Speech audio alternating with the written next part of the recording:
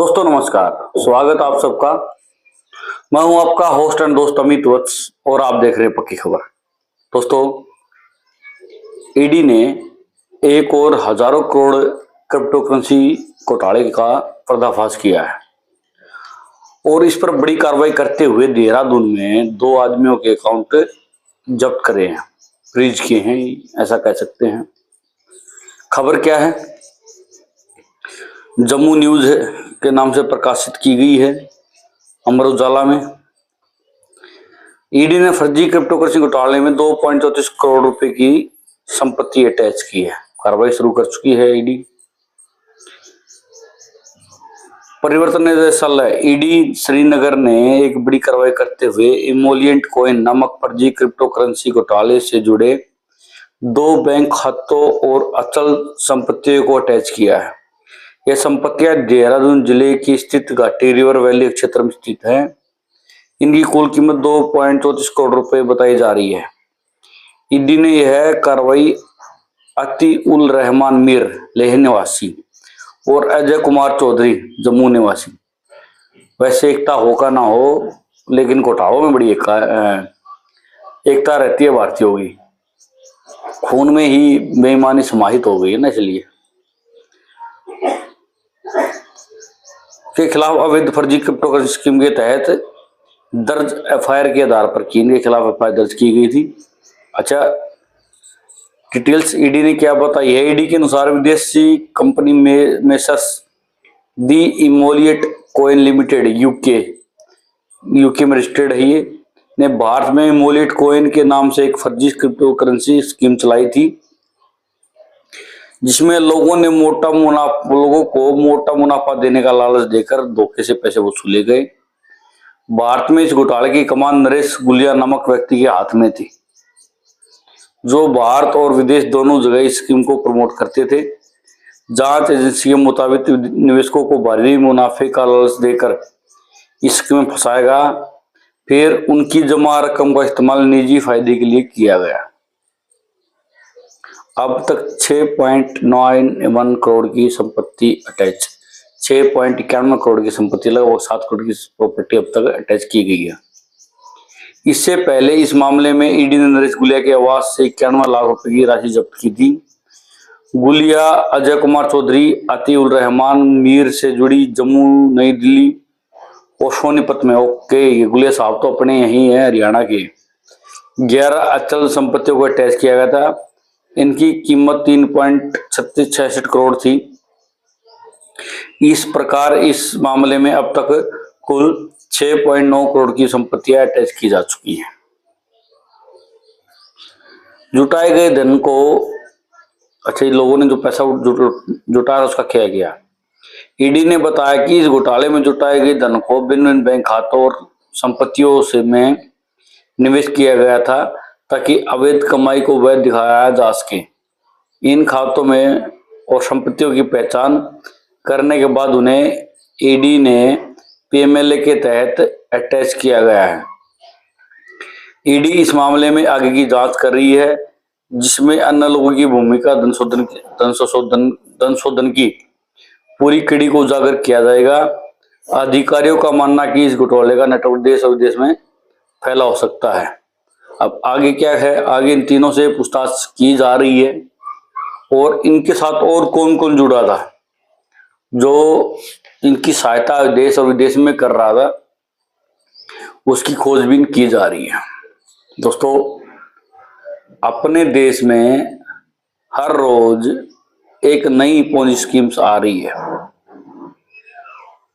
और हमारे देश के लोग इस बात को समझ नहीं पा रहे हैं कि लोगों का मोटो अब पैसा देना नहीं, पैसा लेना रह गया है। पहले लोग किसी का पैसा रखना नहीं चाहते थे, उसको पाप मानते थे, लेकिन अभी लोगों की साइकोलॉजी बदल गई है।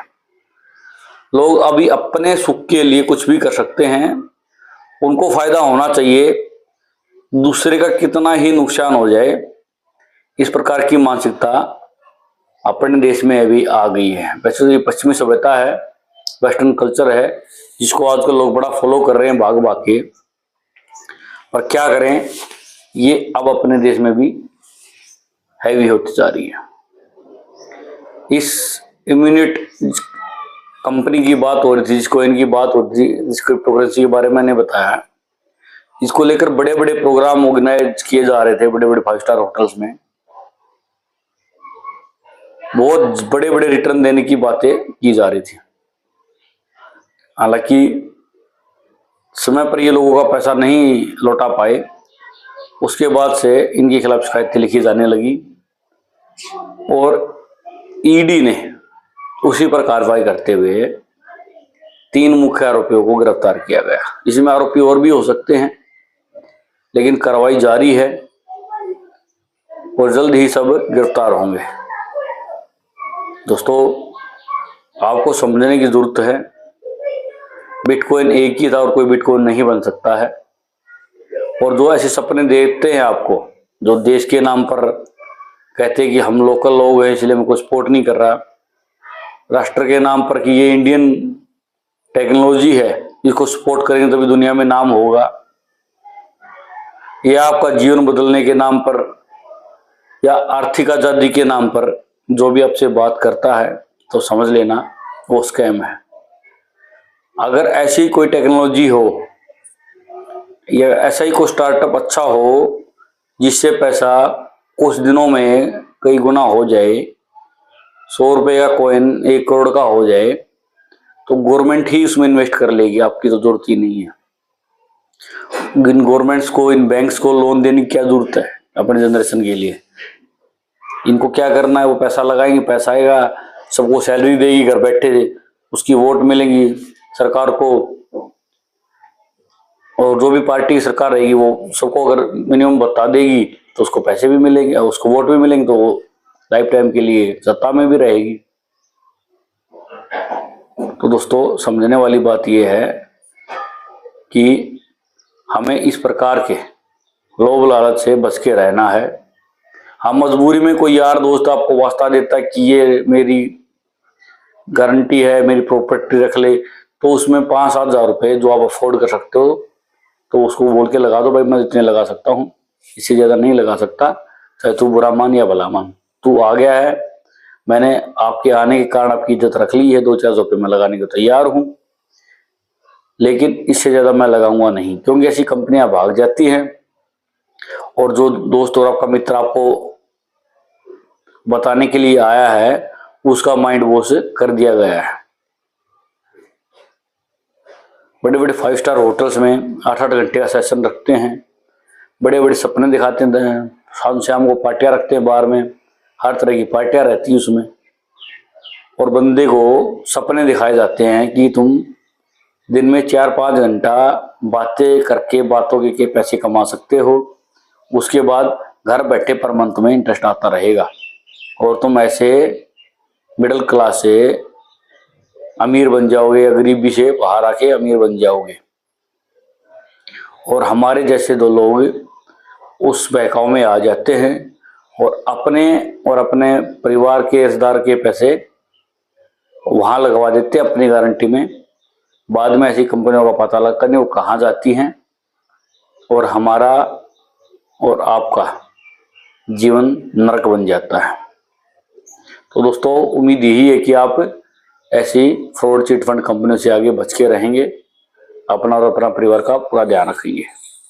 तो दोस्तों, आज के वीडियो में इतना ही। आपका क्या मानना पूरे वीडियो में इस मैटर को लेकर कमेंट के माध्यम से जरूर बताएं। वीडियो को लाइक कर दें, शेयर कर दें, चैनल को सब्सक्राइब भी कर लें। नमस्कार।